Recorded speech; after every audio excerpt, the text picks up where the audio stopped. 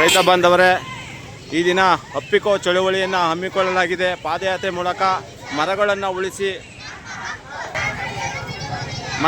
ಉಳಿಸಿ ನಾಡನ್ನು ಬೆಳೆಸಿ ಎಂದು ಈ ರೀತಿ ಬೈರಮಂಗಲದಲ್ಲಿ ಅಪ್ಪಿಕೋ ಚಳುವಳಿಯನ್ನು ಹಮ್ಮಿಕೊಂಡಿದ್ದಾರೆ ನಮ್ಮ ರೈತ ಬಾಂಧವರು.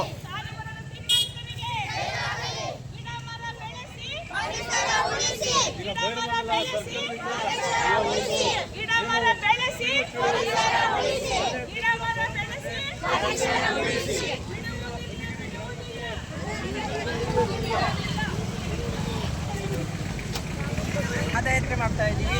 ಇವಾಗ ನಮ್ಮ ಮರಗಳನ್ನ ನಾವು ಉಳಿಸ್ಕೊಳ್ಬೇಕು.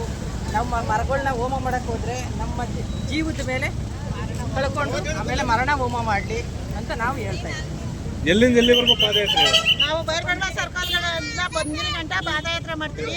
ನಾವು ಪರಿಸರ ಉಳಿಸ್ಕೊಳಕ್ ಬಂದಿದ್ದೀವಿ. ನಮ್ಮ ಮುಂದೆ ಜೀವನ ನಾವು ಕಟ್ಕೊಳಕ್ ಬಂದಿದ್ದೀವಿ. ನಾವು ಯಾವತ್ತೂ ನಮ್ಮ ಹೆಣ್ಣಿಂದ ನಾವು ಜೀವನ ಕಟ್ಕೊಂಡೇ ಕಟ್ಕೊತೀವಿ. ನಾವು ಭೂಮಿ ಮಾತ್ರ ಬಿಡಲ್ಲ.